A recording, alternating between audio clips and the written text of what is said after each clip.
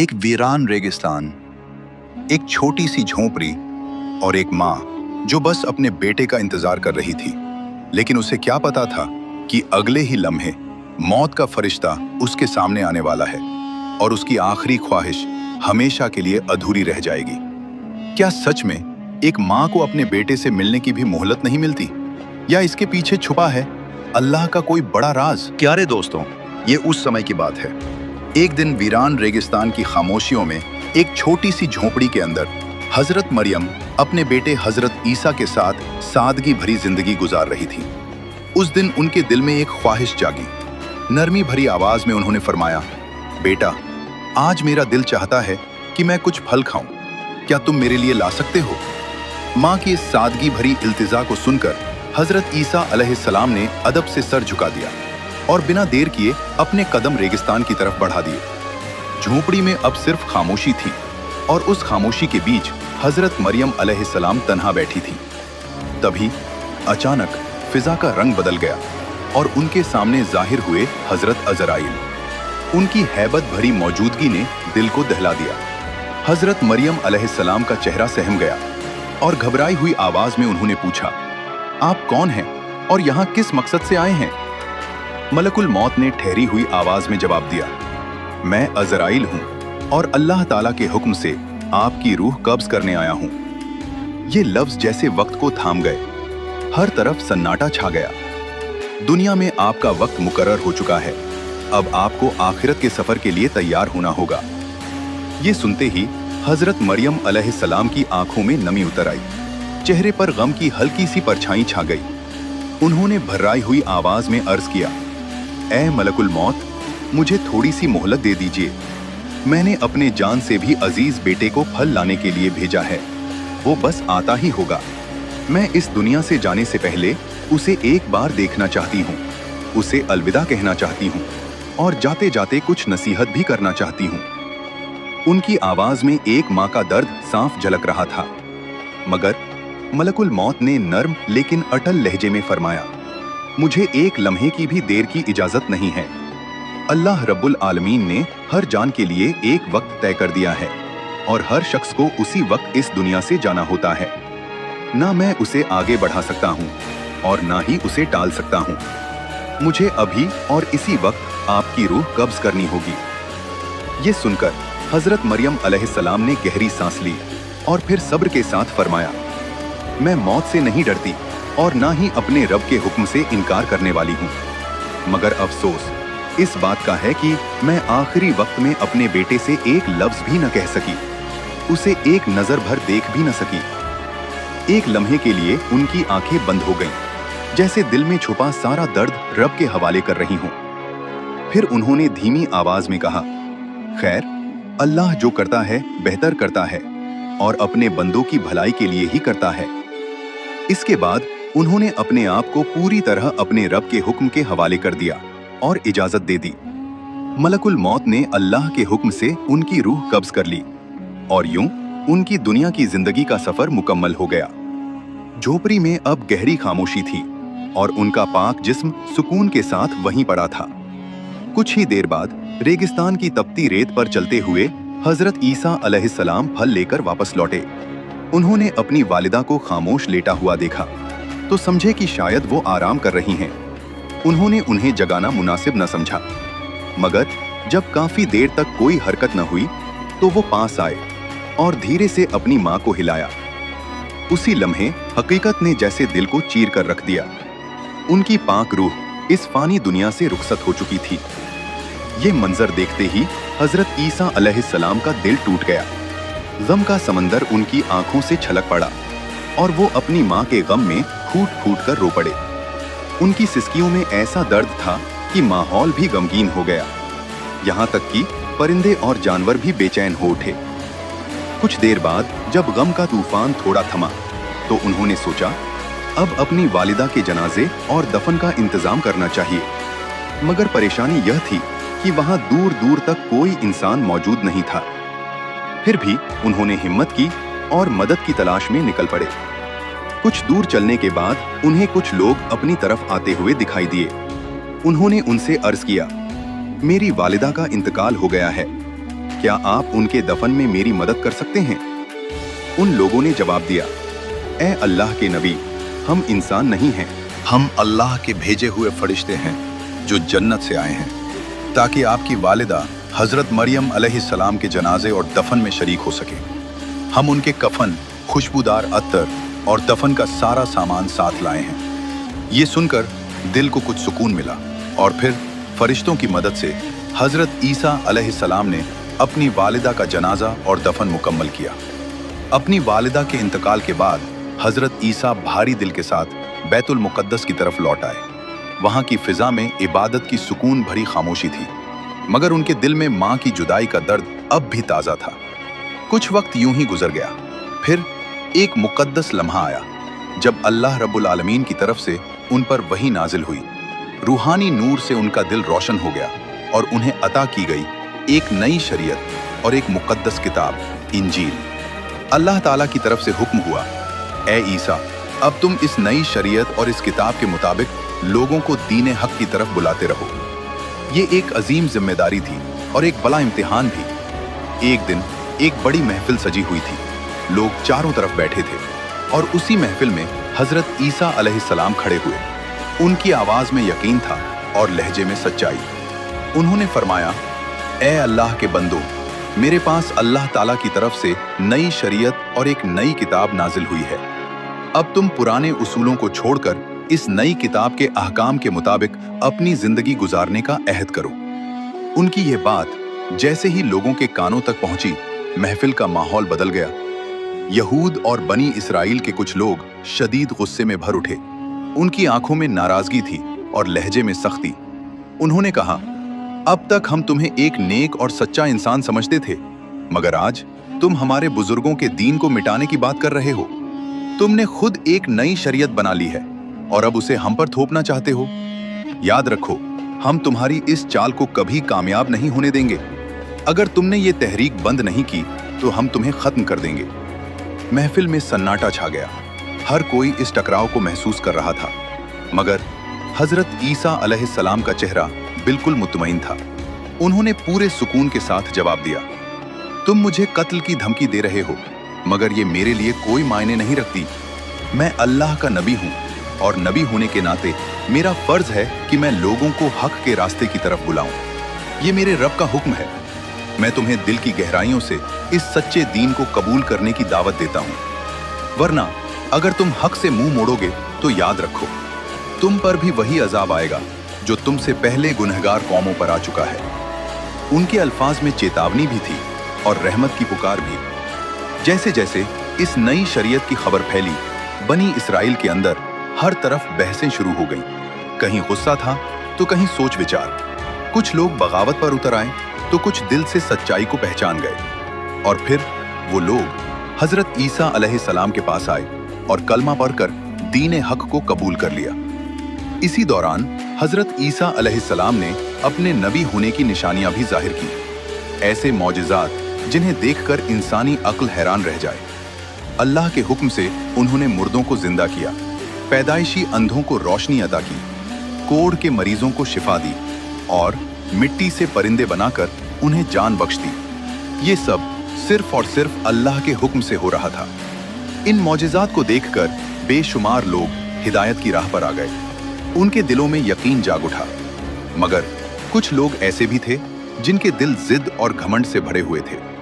वो सब कुछ देखने के बावजूद सच्चाई से मुंह मोड़ते रहे और नबी की मुखालिफत में ही लगे रहे।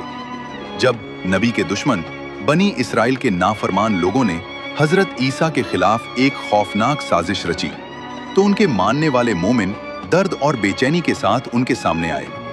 उन्होंने गमगीन लहजे में कहा, क्या तुम फिर वही गलती दोहराना चाहते हो?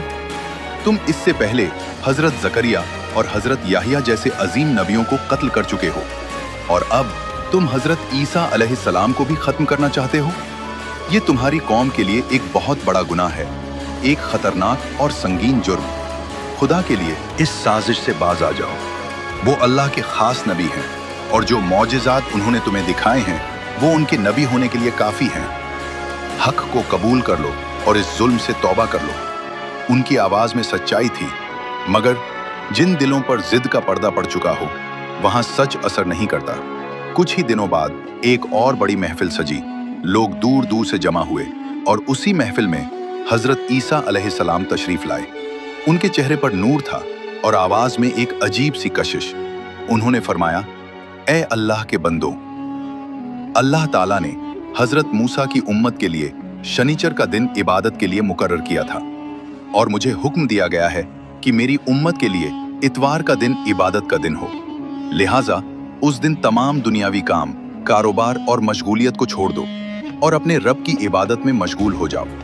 उस दिन अल्लाह की किताब की तिलावत करो, लोगों को नेकी का हुक्म दो और बुराइयों से रोकने की कोशिश करो। दुनियावी कामों में उलझकर उस मुकद्दस दिन को जाया मत करो, वरना तुम अल्लाह की नाराजगी का शिकार हो सकते हो। फिर उन्होंने कुछ पल के लिए ठहर कर एक ऐसी बात कही जिसने हर दिल को चौंका दिया। ऐ बनी इसराइल के लोगों, मैं तुम्हें एक बहुत बड़ी खुशखबरी देना चाहता हूँ। मेरे बाद एक और अजीम नबी तशरीफ लाने वाले हैं जिनका नाम होगा हजरत मोहम्मद। उनका नाम लेते ही फिजा में एक अजीब सी रूहानियत फैल गई। उन्होंने आगे फरमाया, वो इस जहान के सबसे अफजल और आखिरी नबी होंगे। अगर तुम में से कोई उनकी जिंदगी में उन्हें पाले तो फौरन उनकी तालीमात को कबूल कर लेना और उनके दीन और शरीयत को अपना लेना, क्योंकि जो ऐसा करेगा वो अल्लाह के नजदीक सबसे ज्यादा मुकर्रब और कामयाब होगा। उन पर अल्लाह ताला की तरफ से एक मुकद्दस किताब नाजिल होगी जिसका नाम होगा अल कुरआन। जो कोई इस किताब की तिलावत करेगा और इसके अहकाम के मुताबिक अपनी जिंदगी गुजारेगा, वो अल्लाह के यहाँ बेहिसाब सवाब पाने वाला होगा। तुम सब उस मुबारक नबी पर दिल की गहराइयों से दुरूद और सलाम भेजते रहना, क्योंकि वो ऐसे नबी हैं जिन पर खुद अल्लाह ताला और उसके तमाम फरिश्ते दुरूद भेजते हैं। फिर उन्होंने और भी अजीम अंदाज में फरमाया, वो नबी अल्लाह के हबीब और उसके महबूब हैं। उनकी शान इतनी बुलंद है कि अगर अल्लाह उन्हें पैदा न करता तो ना ये आसमान होता, ना ये जमीन और ना ही ये जहान। ये अल्फाज उनकी मोहब्बत और अकीदत का सबूत थे। फिर एक नबी होने के बावजूद उन्होंने एक ऐसी आरजू जाहिर की जो दिल को छू लेने वाली थी। मैं एक नबी होते हुए भी ये तमन्ना रखता हूँ कि काश मुझे उनकी उम्मत में शामिल होने की नेमत मिल जाती। अगर मेरा रब मेरी ये दुआ कबूल कर ले तो मेरे लिए इससे बड़ी कोई खुशकिस्मती नहीं होगी। मगर ये बातें सुनकर कुछ लोगों के दिलों में और भी ज्यादा नफरत भर गई। उन्होंने आपस में कहा, ये शख्स हमारे दीन को बदलना चाहता है। ये हजरत मूसा अलैहिस्सलाम की शरीयत को खत्म करके अपनी नई शरीयत कायम करना चाहता है। ये सब एक साजिश है। ये हमारी कौम पर हुकूमत करना चाहता है और अब ये एक नए और सबसे अजीम नबी के आने की बात कर रहा है ताकि लोग हमसे हटकर उस नए नबी की तरफ चले जाएं। उनकी आंखों में नफरत थी और दिलों में साजिश। आखिरकार उन्होंने फैसला किया, अब और देर करने का कोई फायदा नहीं, हमें फौरन बादशाह के पास जाना चाहिए और इसकी शिकायत करनी चाहिए ताकि इसका कोई पक्का और सख्त इलाज किया जा सके। उस दौर में बैतुल मुकद्दस और पूरे यरूशलेम की हुकूमत बनी इसराइल के हाथों में थी और उस वक्त का बादशाह हजरत ईसा और उनके मानने वालों का सख्त दुश्मन था। जैसे जैसे बनी इसराइल के अंदर इख्तिलाफ बढ़ता गया, वैसे वैसे बादशाह के दिल में नफरत की आग भड़कती गई। आखिरकार उसने एक खतरनाक फैसला कर लिया, हमें ईसा और उनके मानने वालों को हमेशा के लिए मिटा देना होगा। एक रात खामोशी के पर्दे में बादशाह ने एक खुफिया बैठक बुलाई। दरबार के खास लोग जमा हुए और फिर बादशाह ने गुस्से से भरी आवाज में कहा, यह शख्स हमारे बुजुर्गों के दीन को खत्म करना चाहता है और इसके मानने वाले हमारे लिए एक बड़ा खतरा बन चुके हैं। हमें इन्हें इस दुनिया से हमेशा के लिए खत्म करना होगा। उसकी आंखों में नफरत साफ झलक रही थी। वो आगे बोला, ये नबी और रसूलों के दुश्मन हैं और जो अल्लाह के दुश्मन हों उनका सफाया करना सबसे बड़ा काम है। इस काम में जो भी मदद चाहिए होगी मैं खुद करूंगा, क्योंकि मैं जानता हूं कि इन्हें खत्म करना बहुत बड़ा सवाब है। उसकी इन बातों ने हर तरफ नफरत की आग भड़का दी। अब पूरी कौम एकजुट हो चुकी थी और सब ने मिलकर फैसला कर लिया, ईसा और उनके हर मानने वाले को इस दुनिया से मिटा दिया जाएगा। अगले ही दिन से उन्होंने नबी का पीछा करना शुरू कर दिया। हर पल हर जगह उनकी हर हरकत पर नजर रखी जाने लगी और हर दिन नई नई साजिशें रची जाने लगी। मगर नबी के सच्चे साथी इस खतरे को समझ चुके थे। उन्होंने अपने नबी की हिफाजत के लिए खुद को ढाल बना लिया, हर वक्त उनके साथ साए की तरह रहने लगे। जब दुश्मनों ने यह देखा कि नबी तक पहुंचना आसान नहीं, तो उन्होंने एक नई चाल चली। उन्होंने आपस में कहा, इनके साथी बिना हथियार के हैं, पहले इन्हें खत्म कर दो, फिर ईसा को भी आसानी से खत्म कर दिया जाएगा। एक दिन हजरत ईसा अपने साथियों के साथ एक महफूज मकान में ठहरे हुए थे। वो जगह बाहर से सुकून भरी लगती थी, मगर खतरा अब बहुत करीब आ चुका था। जैसे ही बनी इस्राएल के सरदारों को खबर मिली कि नबी उस मकान में मौजूद हैं, उनका गुस्सा ज्वालामुखी की तरह फूट पड़ा। उन्होंने फौरन अपने सिपाहियों को इकट्ठा किया और उस मकान को चारों तरफ से घेर लिया। बाहर शोर बढ़ता जा रहा था, सिपाही दरवाजा पीट रहे थे, चिल्ला रहे थे, और फिर उनमें से एक सिपाही कत्ल की नीयत से दरवाजा तोड़कर अंदर दाखिल हुआ। मगर उसी लम्हे रब की रहमत का फैसला आ चुका था।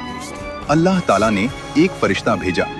वो फरिश्ता नबी के पास आया और एक रूहानी पैगाम दिया, ए ईसा, मैं तुम्हें अपनी तरफ उठा रहा हूं और तुम्हें इन काफिरों के शर से बचा लूंगा। ये सुनते ही फिजा में एक अजीब सी रोशनी फैल गई और फिर एक अजीम मौजज़ा हुआ।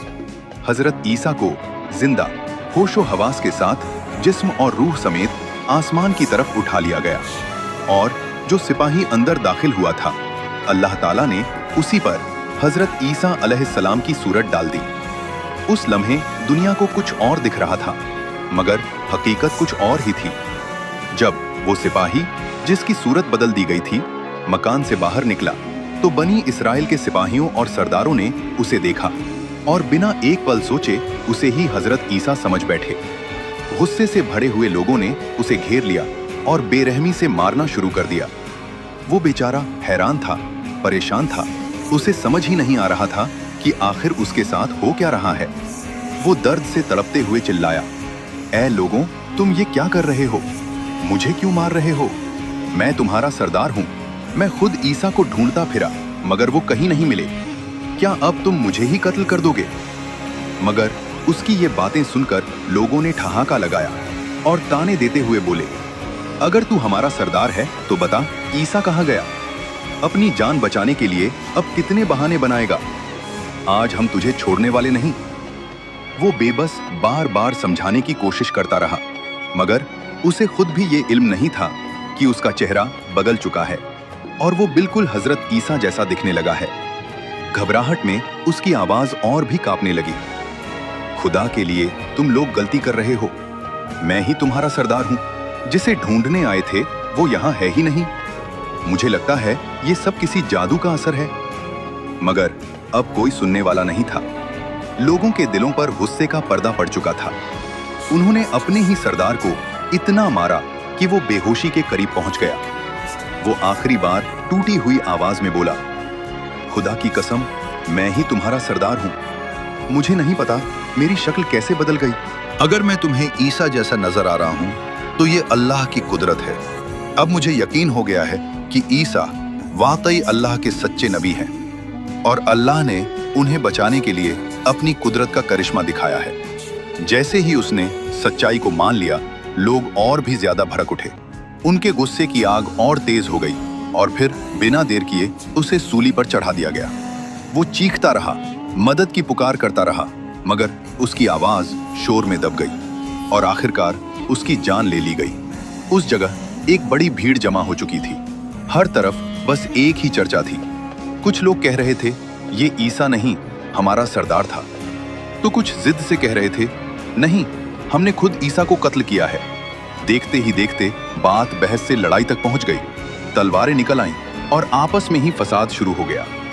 अक्सर लोग हैरान थे, परेशान थे, क्योंकि उन्हें समझ ही नहीं आ रहा था कि हकीकत क्या है। यह सब अल्लाह रब्बुल आलमीन की कुदरत का करिश्मा था। इन्हीं हालात के बीच कई ऐसे दिल भी थे जो सच को पहचान गए। उन्होंने हजरत ईसा पर ईमान ले आए, कलमा पढ़ा और उनकी शरीयत के मुताबिक अपनी जिंदगी गुजारने का अहद कर लिया। मगर अब सबसे बड़ा सवाल था, ईसा कहाँ हैं? ये सवाल हर दिल में गूंज रहा था।